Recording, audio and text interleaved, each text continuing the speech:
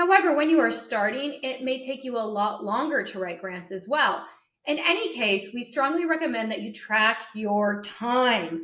This will give you the data you need to estimate your pricing, no matter if you're doing an hourly package or on retainer.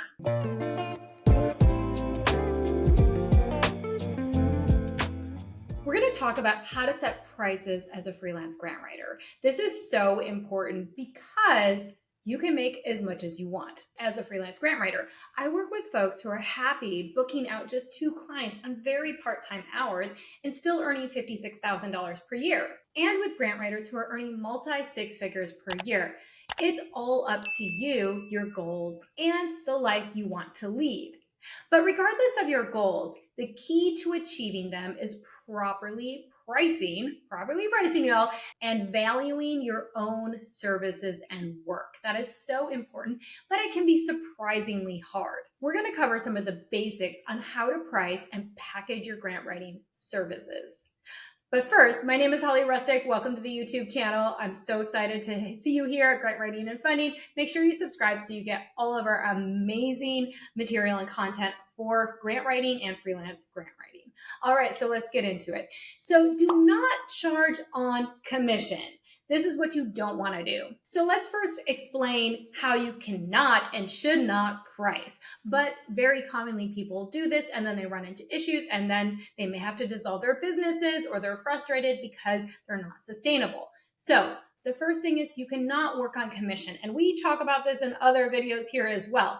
But I need to bring this back up again because it's so important. So what this means is a nonprofit, if they ask you to write a grant and they say, if it gets awarded, we'll go ahead and give you 1% of that award. And they feel like it's a win-win because they're like, oh my gosh, you're going to work harder to get it awarded. And then you can prove yourself. And then at the same time, we don't have to pay out of pocket and then money will come in the door to pay for you.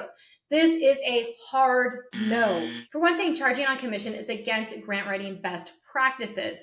It also undermines the grant's chance of success. The vast majority of grant budgets do not allow for pre-award work anyways, which you do when you write the grant. It's not awarded yet. That's pre-award work. Only work that will be carried out after the grant is awarded and the contract is signed is approved to be paid from the grant. Plus, you have to put it in your budget. So you have to clearly show that, as a lot of grants are based on reimbursable payments. So that way you have to actually show them what you paid for and then draw down. If you show that you paid for a grant writer, they're going to say that's not approved, nor is it allowable. So how do you charge if you can't charge on commission? Consider the 3 core pricing models. You can price your grant writing services hourly, on a time-limited package, or on a monthly retainer. These are our 3 main ways that you will see. So let's look at the pros and cons of each of these. Hourly pricing for grant writing services. This is one of the most common. However, I don't prefer this. I kind of prefer this if you're maybe new, but after that, no. But even then, I'm like, there's better ways. So let's look at all of these 3 ways. Some grant writers prefer to price by the hour. This can be useful, as I mentioned, when you are new to grant writing, as you may not be sure how long it will take you to write a grant or complete a certain scope of work. I get that. However, your clients will still want an estimated time of how many hours it's going to take you to complete the grant in advance. So because they kind of need to know their budget, right? Of course. After working with freelance grant writers for more than a decade, here are some estimates of time just to give them to you. Foundation grants, an average, and once again, these are averages, people. Okay, a foundation grant, an average of 10 to 20 hours per grant. State grants, an average of 40 to 65 hours per grant.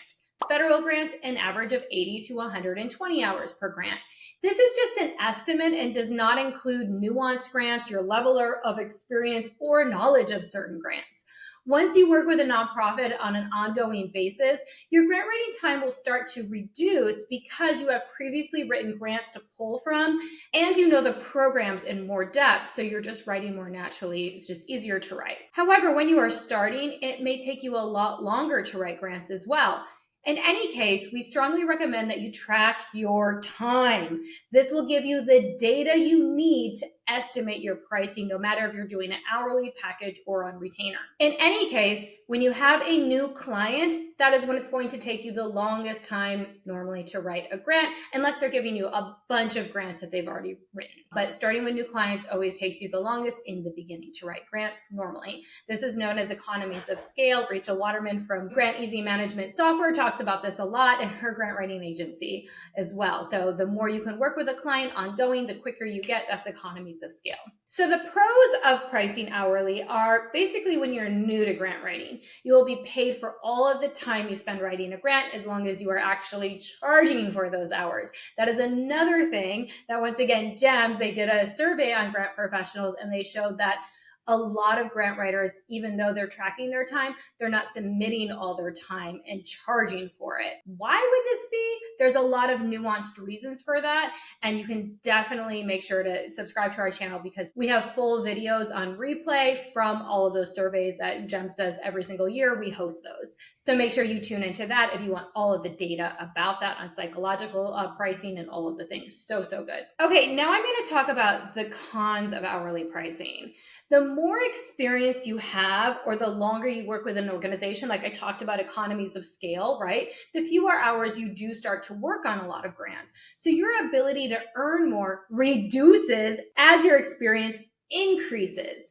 So all of a sudden, in the beginning, you may not be as experienced, you may not know the organization as much, you're charging a lot more. As you start to get to know them, as you get more experience, as you start winning more grants, as you start writing more grants, guess what? You earn less. We also saw that in the surveys. More grant writers, especially after 14 years, actually started making less if they're pricing hourly because of this. Plus, if you run out of the agreed upon hours, so they might say, well, about how many hours will it take you to write this grant? You say 40 hours. All of a sudden you are writing now, it took you 60 hours. You might feel bad charging the extra 20, or there might be a lot of pushback, a lot of nuance. The nonprofit really wants to analyze your hours. Why does it take this long to do this thing? It shouldn't take that long. Like they start to put their input on how long things should take. It gets messy. So let's go to number 2. Package pricing for grant writing services. Now, this is when you charge a package price, you are delivering a specific scope of work within a specific timeline. For example, a student at the Freelance Grant Writer Academy, Christina, helps nonprofit organizations with under $100,000 annual operating budgets per year get grant writing through a grant readiness package. In the grant readiness package, she includes the following scope of work: onboarding document checklist, nonprofit wellness audit report and score, and action plan templates. And we have all of those templates and how to do those things in the Freelance Grant Writer Academy. She turns this around in about 4 to 6 weeks and charges an upfront flat fee of $600. Christina does not include any grant writing in this package. She only helps a nonprofit get grant ready. Another thing I see package-wise is what people do is they might say, we're going to write 3 to 5 grants in, 4 months, and we're going to charge $5,000, right? To me, if you're doing that, it's not enough time to write really good grants. It doesn't really give a lot of time, but we're going to talk about that in a second. So there's different, like grant readiness package, a grant writing package, all of these different types of things. And we're not against packages at all in the Freelance Grant Writer Academy and the Grant Professional Mentorship. However, we also want you to have a retainer. We do recommend a retainer, but let's talk about the pros of a package. Packages are a great entry point for clients to try you out, right? And for you to try them on. Packages can include items other than grant writing, like grant readiness or grant prospecting, that prepare clients to sign up for your grant writing services, like your retainers. So if you just did a grant readiness package, you wouldn't include any of your grant writing in it. It's just getting them grant ready. So you charge a certain amount. 600 is quite low. That's what Christina does in her geographic area. You can charge all the way up to $2,500 or $3,500, right? Or sometimes $5,000 for these packages. But then I just wouldn't include the main thing of what I would do in my retainer. So there's very much a difference and it doesn't cannibalize your retainer. So if you have grant writing in your package, that's where I see people have a really hard time converting clients to retainers because it's cannibalizing they're a retainer. So what you want to do is have something that's different than your retainer, but it has a short turnaround and it has a result that is very quick, pretty short in a timeline, and that can get them a really fast result so they can say, okay, now I'm ready for your grant writing. Let's talk about the cons of pricing packaging. If you include grant writing in your packages, just like I mentioned, it may not be a long enough time to even write or even find grant writing deadlines, right? So having more time is really important, and the packages are usually pretty short. Plus, because of the shortness of this nature of packages, you're constantly trying to get clients booked and signed, and you're spending a lot more time marketing than you could just be that economies of scale, writing grants for them and finding grants and being in it for them. So now you're constantly like trying to find new clients, because these are pretty small and amounts of money, and they're pretty small amounts of time, but it does take a lot of your dedicated effort to do a lot of these packages at once. So once again, while we're not against packages, we think people should have a package just for that potential entry point. We do recommend number 3, retainers. So what are retainer pricing and what are retainer services? Most of the grant writers I work with in the academy and the mentorship love retainer pricing, and most of them actually convert. Some of them already have grant writing businesses when they join. And guess what? A lot of them have been pricing hourly, and they switch when they come in, and they immediately start making more money and reduce their time working. Why? Let me show you why. Because you can work with fewer clients for a longer period of time and get them more results. That's what it's all about, right? To get them results. Plus, you have consistent cash flow projections versus hourly pricing or packages where like, I've got to get 3 packages a month, right? You're like, okay, I only need 3 or 4 clients for the year. And then if I do a package here and there, that's just cherry. For example, inside the Grant Professional Mentorship, Gwen writes grants for local municipalities. Therefore, she mainly writes federal and state grants and has her clients on 12-month retainers. Inside her scope of work, it looks something like onboarding meeting, month 1, monthly grant strategy meetings, monthly, attending grant webinars when needed, meeting with partners and stakeholders monthly, writing X number of federal grants per year throughout the year, writing X number of state grants throughout the year, right? Grant funding prospecting throughout the year. So she has a timeline that she'll show, like, here's what the specific scope of work is. Here's all the deliverables. It does not include all duties as necessary or other items that are not her specialty, but she also gives a timeline of here's how we're going to work together. Here's how this is going to go. Based on the number of grants she writes, she will charge a certain amount per month from $4,000 to $7,000.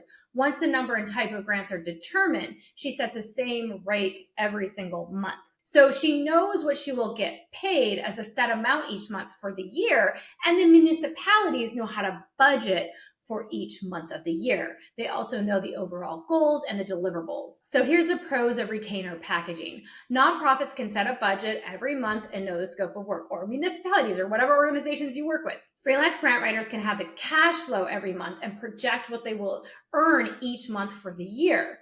And they know like how much they need to market with how many clients they actually need on retainer, which is usually only about 3 to 5 clients, right? You don't need that many. Additionally, freelance grant writers can create consistent schedules and know how many clients they need based on how much time they have. Any hourly or project-based grant work can be random for one-off grants or projects. Freelance grant writers do not have to do as much time marketing. A ton of pros. What are the cons of retainer pricing? When starting out as a grant writer, you may be unsure of all of the deliverables to include. That's basically it. The other pro I didn't mention here, but I want to just jump in real quick, is you have an entire year. So a lot of people that would put like, maybe I'm going to write 5 grants in 3 months and I'm going to charge $5,000 or whatnot. They have to write the 3 best grants that they can find within that 3 months. And there might not be that many that are aligned fit, but in 6 months from now, that might be when the grant season opens for your organization and there's better grants. So if you have 12 months to work with someone, you're also not trying to check off all of the grants that you need to write. You have a lot of time to really write the best aligned grants for your clients, i.e. more results for your clients. You can absolutely use multiple pricing models in your business. Some freelance grant writers have a combination of hourly packages and retainers. And this could look like something like hourly is reviewing a grant. You could charge 10 hours of time at $90 per hour to equal $900. You may have a package, that grant readiness package, to get a nonprofit grant writing in 4 to 6 weeks and charge, $2,500. You could have a retainer be a client's go-to grant writer and write 10 to foundation grants per year, identify 15 to 20 funding prospects, and meet monthly at $2,500 to $3,000 a month.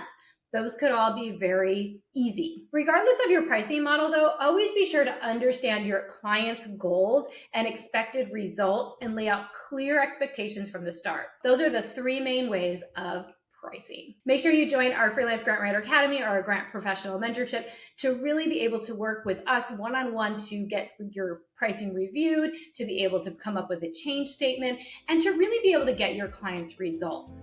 We will help you with the entire process.